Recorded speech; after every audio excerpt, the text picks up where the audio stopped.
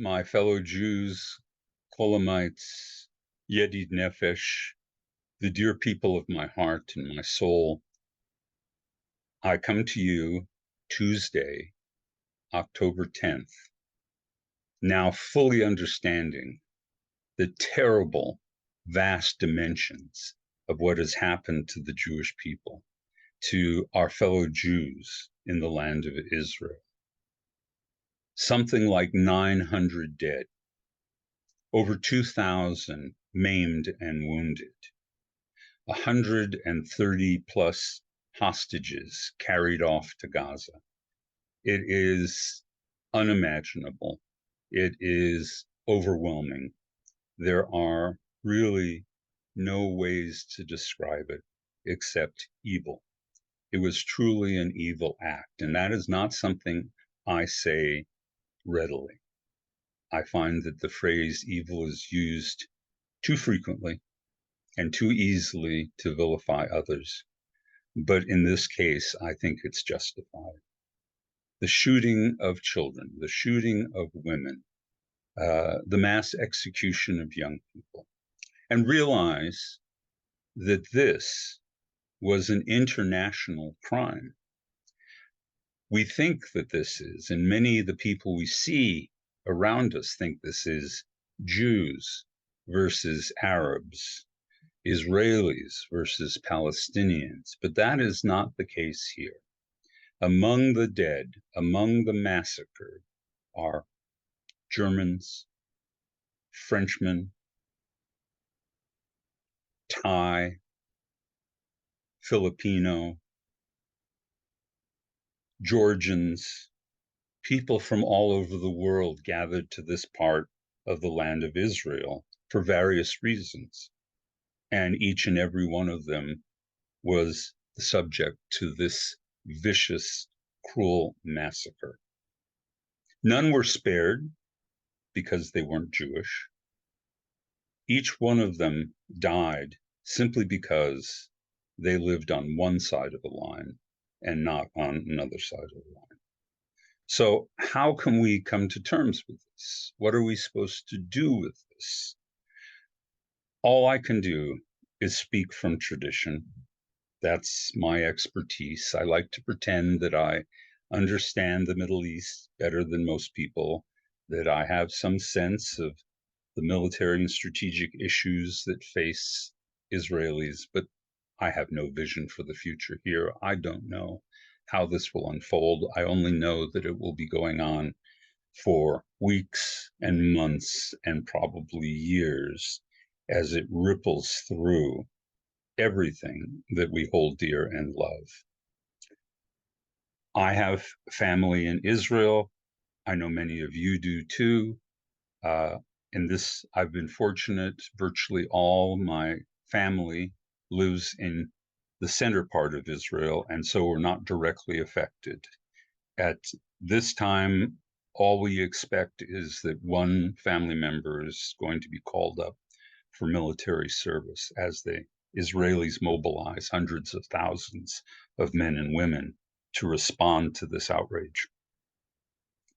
On the other hand, that idea of degrees of separation are true. And for me, I carry the burden of knowing that two of my teachers lost their children in this horrible, horrible act. It is very hard not to take this personally, not to feel personally vulnerable. This is unfortunately part of the nature of being Jewish. We are a small number of people, and we are connected in ways that we don't fully understand, but we are connected. And so it's very hard for us to stand back and look at something happening halfway around the world to other Jews and not feel like it affects me. That is natural. That is part of the gift and burden of being Jewish. So if you feel a hardness, an anger, a despair, it is understandable, even though it didn't happen to you. It's happened to us, and we feel it. So what am I going to use to talk about this? Well, I guess I'm going to use the Jewish calendar. Clearly, Hamas chose the date October 7th to launch this attack because on the Western calendar, it coincides with the 50th anniversary of the start of the Yom Kippur War. They wanted to invoke that sense of terror and surprise that our people knew 50 years ago when the Egyptians and the Syrians attacked us simultaneously. It worked. This attack is both diabolical and ingenious, and it had that effect on us. In the Jewish calendar, however, because our calendar works a little differently, Yom Kippur is past, and instead this attack happened at the end of Sukkot. And in fact, the many young people who were killed at the dance party, really a festival being held out in the wilderness, were there to celebrate the end of Sukkot. So I'm going to use the symbols of Sukkot to help frame what's going on and what needs to go on in the future. So here we have, of course, the etrog and the lulav. Let's start with the etrog. In Jewish tradition, there are a number of interpretations of what the etrog represents, but one of the most common is that it represents the Jewish heart. And I can't think of anything more appropriate than how we are feeling right now, because this is a bitter fruit, and we are feeling deep bitterness over the suffering of our co-religionists, our cousins in the land of Israel. Our hearts are filled with compassion, but we also feel the sourness of everything that's unfolded in the last 3 days. We may not be able to shed that for quite some time. That bitterness may stay with us, for some of us, for a lifetime. But this is part of the Jewish experience. On the other hand, we have these other things to look at. One of them is the willow, a long leaf, and in Jewish tradition, this is associated with the Jewish mouth. So what does that mean for us in this context? It means that we need to speak up. We in the diaspora tend to be a little hesitant. We don't want to be confrontational. We feel our own vulnerability. But right now we live in a world of mass communication where the enemies of Israel, the people hostile to the Jewish people, have no hesitation to speak their mind and to express their hate and to spew their terrible ideas.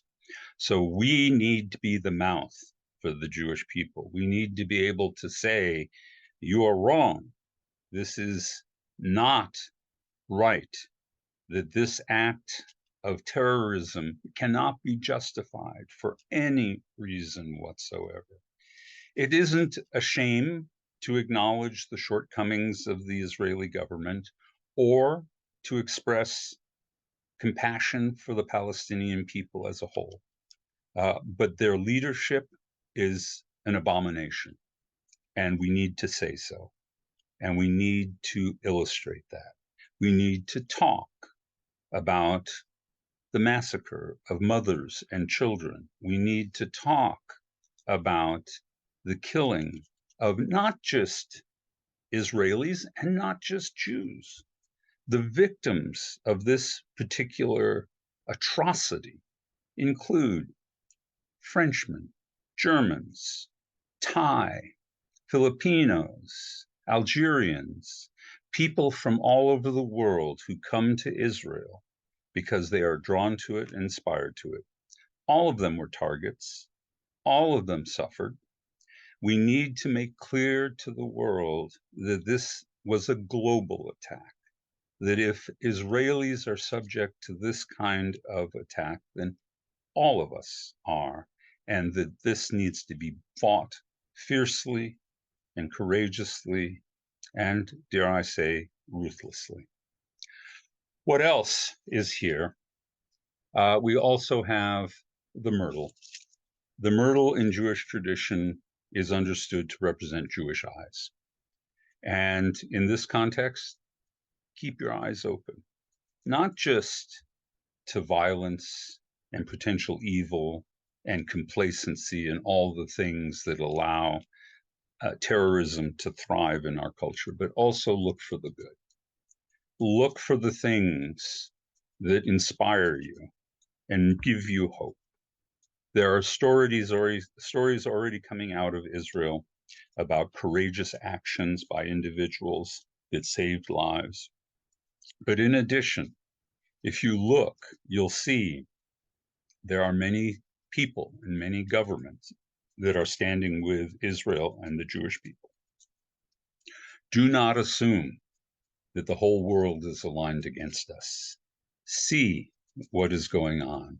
Bear witness to the tragedy and the horror, but also bear witness to the goodness and kindness that is out there. Finally, we have the palm frond. And in Jewish tradition, one of the interpretations of this is this represents the Jewish spine, the demand that we stand upright. And I think that's where I've got to conclude. We've got to show our spine.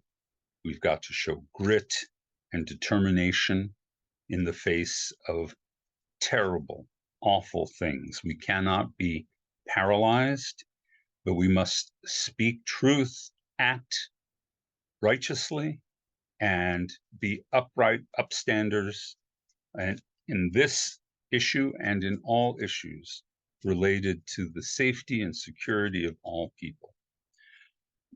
We have seen this kind of crime before, though we don't want to admit it, and we must continue to fight it actively through our resources, through our money, through our words, through our writing, through our presence, and all the places where human safety is at risk, where men, women, and children are in danger simply because of who they are.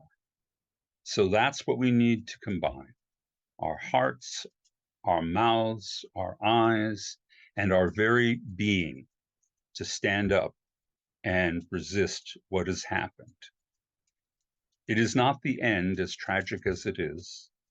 We will continue to fight on as we always have, and we will triumph. The psalmists often begin a psalm speaking about the many enemies that surround him, the suffering and the seeming indifference of God and the world. But in the end, every psalm concludes with the thought, "You are with me, you will help me, and I will overcome my enemies."